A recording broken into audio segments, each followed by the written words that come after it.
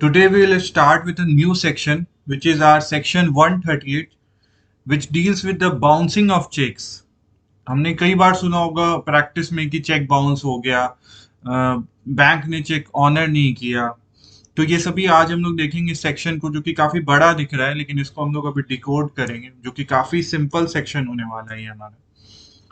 तो हम लोग स्टार्ट करते हैं ये। तो सबसे पहले तो आप चेक देख लो, चेक होता क्या है, आपको आसानी से समझ में आ जाएगा। जैसे आप देखोगे कि जैसे ये चेक है, सबसे पहले आप एग्जांपल ले लो कि ए एक पर्सन है, ठीक है। एक पर्सन है, उसने क्या किया कि उसने बी से कार परचेज किया है, ठीक है। तो बी उसको कार दे रहा है और ए जो है बदले में उसे 1 लाख रुपीज देने, सेकेंड हैंड कार है। तो ए जो होगा वो उसको एक चेक लिख के देगा 1 लाख रुपीज का, ठीक है। तो ए जब चेक लिखता है तो वो कैसे लिखता है आप देखो। और ए का जो अकाउंट है, ए का जो अकाउंट है वो आईसीआईसीआई बैंक में है। मतलब ए के जो ये 1 लाख रुपीज है वो उसके आईसीआईसीआई बैंक में है। तो ये आईसीआईसीआई बैंक का ही चेक जो होगा उसके पास, जो उसको बैंक से चेकबुक मिला होगा, उसको वो कैसे साइन करके देगा आप देखो। आईसीआईसीआई बैंक, तो आईसीआईसीआई बैंक जो है ये यहाँ पे ड्रॉवी है, ठीक है, ड्रॉवी है। और पे टू बी, ए कह रहा है कि बी को पे कर दो कितना, रुपीज 1 लाख। किस अकाउंट से, तो मेरे इस अकाउंट से, ड्रॉवर का account. A is the drawer here, क्योंकि ए ड्रॉ कर रहा है चेक, ए चेक लिख के दे रहा है, so he will be known as the drawer here. और पे कौन है, जिसको पेमेंट होने वाला है, वो कौन है, वो हमारा हो जाएगा बी, ठीक है। और साइन कौन करेगा, ए कर देगा ड्रॉअर, कि मैं ड्रॉअर हूं, मैं बैंक से कह रहा हूं कि बी को जो है वो पे कर दो चेक, ठीक है, मेरे खाते में से। तो ये हो गया हमारा सिंपल जो एक ट्रांजैक्शन। देख लो आप, इससे आइडिया लग जाए कि चेक कैसे काम आता है रियल लाइफ में। तो अभी देखते हैं हम लोग, अब सेक्शन पढ़ते हैं। Dishonour of cheque for insufficiency etcetera of funds in the account. तो where any cheque drawn by a person on an account maintained by him, बहुत सिंपल बात कर रहा है। ए को मान लो आप कि वो एक पर्सन है, तो where any cheque drawn by person, यानी ए जो है वो ड्रॉ कर रहा है cheque on an account maintained by him with a banker.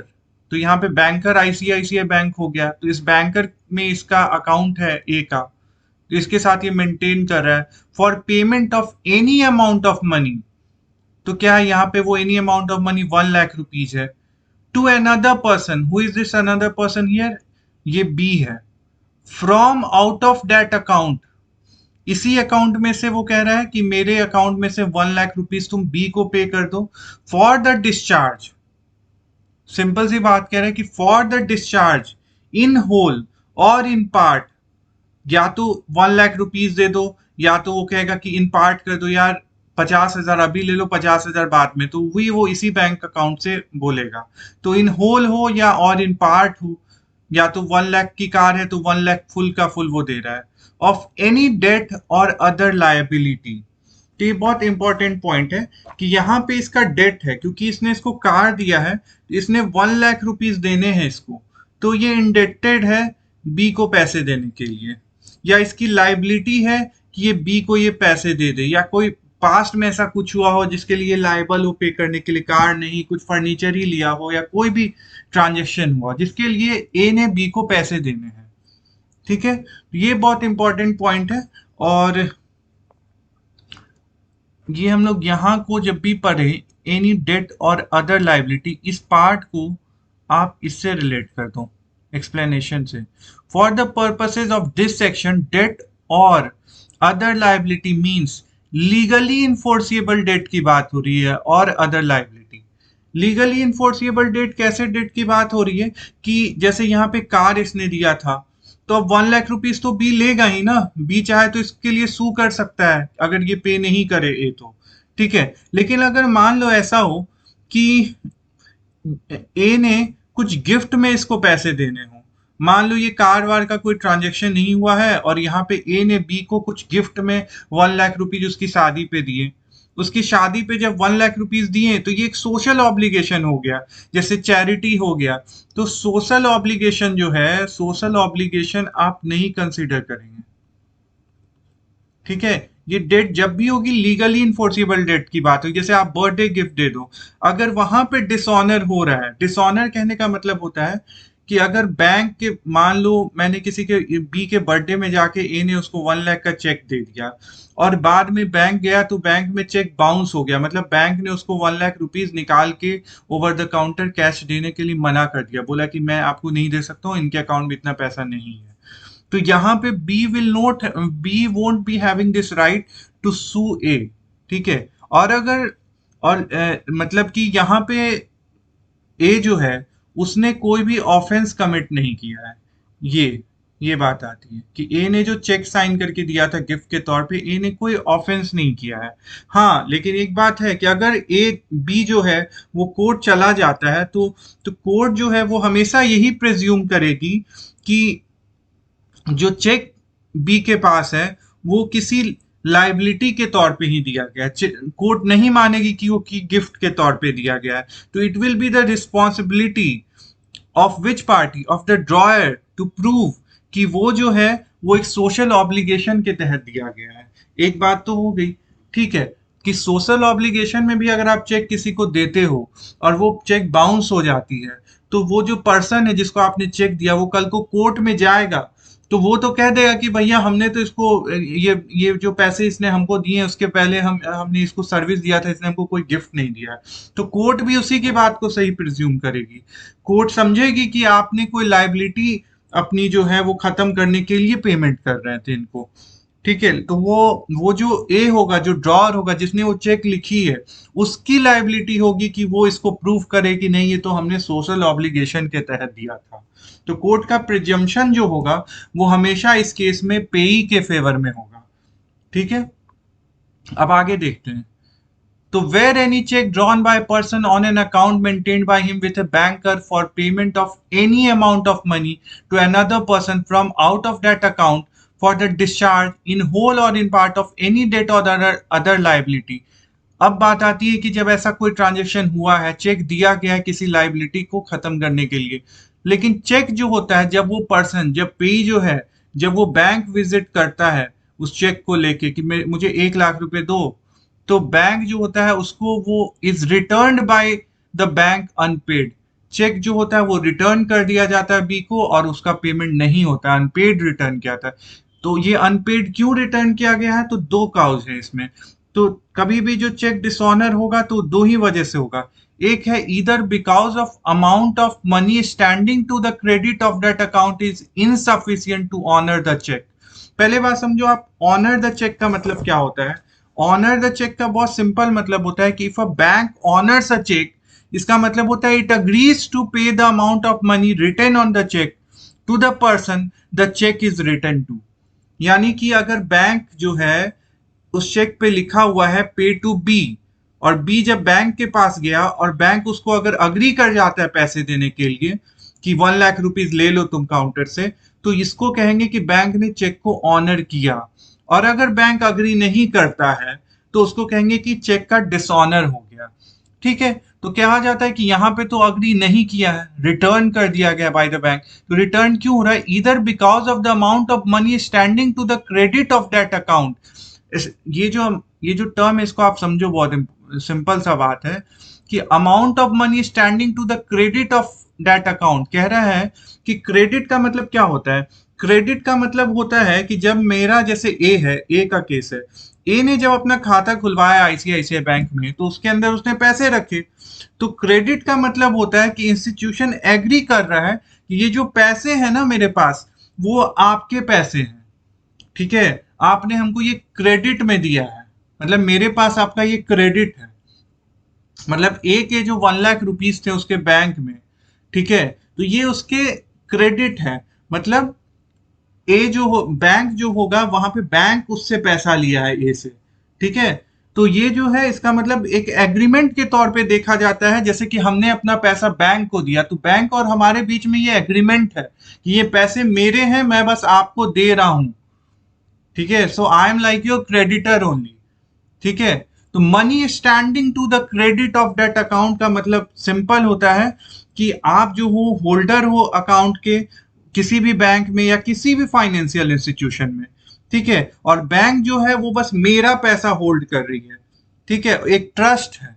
तो वही कह रहा है कि जो पैसा वो बैंक होल्ड कर रही है उस पर्सन का, वो इनसफिशियंट है। बहुत सिंपल सा है इसको समझना कि इनसफिशियंट फंड है, इनसफिशियंसी ऑफ फंड के वजह से वहां पे जो है वो डिसऑनर किया गया है। ठीक है, तो ये फर्स्ट लाइन जो, इसको आप ज्यादा मत समझो, बस इतना समझ लो कि उसके अकाउंट में जो भी पैसे हैं वो इनसफिशियंट है। मतलब जो उसका एग्रीमेंट हुआ था कि मेरे अकाउंट में इतने पैसे हैं, जब मैं चाहूंगा आप दे देना, ये मेरे पैसे हैं, वो जो भी पैसे हैं, जो भी वॉट एवर एक्स अमाउंट है, वो एक्स अमाउंट जो है वो सफिशियंट नहीं है। मतलब ये जो एक्स है, it is what, it is less than 1 lakh rupees. तभी ना ये डिसऑनर हो गया। 1 लाख इसको चाहिए थे बी को, 1 लाख से कम पैसा था, तो डिसऑनर हो गया। और that it exceeds the amount arrange to be paid from that account by an agreement made with that bank. ये क्या कह रहा है कि ए का जो अकाउंट है आईसीआईसीआई बैंक में, कभी कभी बैंक और जो उसके जो यूजर है उनके बीच में एक एग्रीमेंट होता है, जिसको हम लोग कभी कई बार ओवरड्राफ्ट की फैसिलिटी बोलते हैं। जैसे हमने सुना कि जनधन अकाउंट जितने भी होल्डर्स थे उनको 5,000 रुपए तक की ओवरड्राफ्ट की फैसिलिटी मिली थी। कहने का मतलब कि उनके अकाउंट में अगर मान लो 1,000 रुपए है, और अगर कोई पर्सन, वो पर्सन आता है कल को 6,000 रुपए लेने के लिए, तो बैंक तो उसको कह देगा कि 1,000 ही आपके अकाउंट में लौट जाओ, लेकिन नहीं, 5,000 की ओवरड्राफ्ट फैसिलिटी उसको मिलती है। मतलब एक तरह से बैंक क्रेडिट देती है 5,000 की, कि ये एडिशनली आप निकाल सकते हो।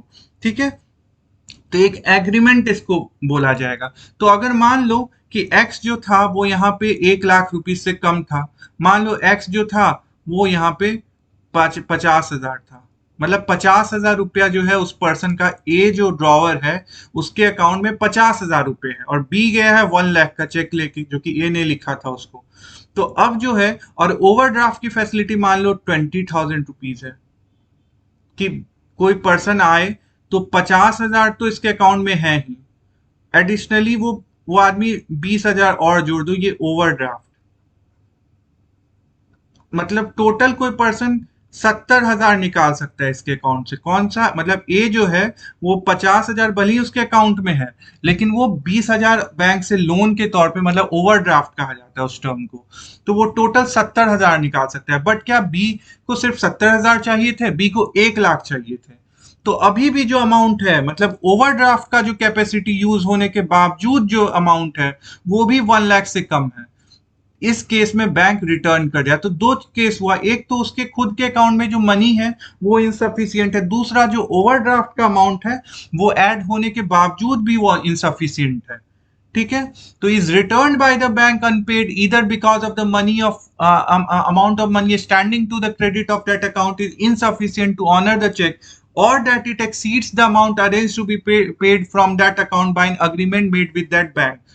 ठीक है, दोनों केस हम लोग समझ गए। Such person shall be deem to have committed an offence, तब माना जाएगा कि ये पर्सन जो है उसने एक ऑफेंस किया है। ठीक है, ऑफेंस का मतलब क्राइम आ गया, कि तब हम लोग मानेंगे कि इसने कोई क्राइम किया। And shall without prejudice to any other provisions of this act be punished with imprisonment for a term which may extend to 2 years, 2 साल तक का उसको पनिशमेंट हो सकता है, या फिर उसे फाइन भी हो सकता है, जो कि जितना भी अगर अमाउंट है चेक के ऊपर उसका ट्वाइस तक जा सकता है। यानी 1 लाख अगर अमाउंट लिखा है तो 2 लाख तक का उसको फाइन किया जा सकता है, या तो उसको दोनों हो सकता है कि 2 लाख तक का फाइन भी कर दिया जाए और उसे 2 ईयर्स का पनिशमेंट भी मिल जाए, प्रोवाइडेड दैट। अब आते हैं कि ये चीज तो होगा, ये हमने देख लिया कि अगर किसी ने चेक दिया, वो चेक बाउंस हो गया, डिसऑनर कर दिया बैंक ने, तो उसको सजा मिल सकती है।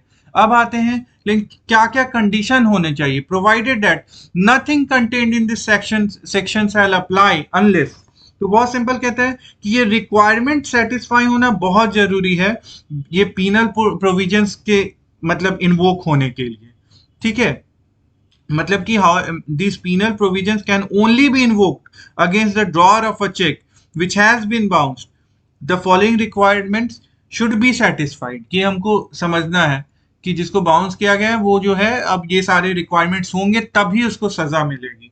तो पहला रिक्वायरमेंट है, बहुत सिंपल है, कि चेक जो प्रेजेंट किया गया था बैंक को, वो within period of 6 months हुआ हो from the date on which, यानी कि अगर ए ने उस चेक को 1 जनवरी 2022 को दिया था, तो इस डेट से वो चेक जो है विद इन 6 मंथ्स बैंक में गया हो।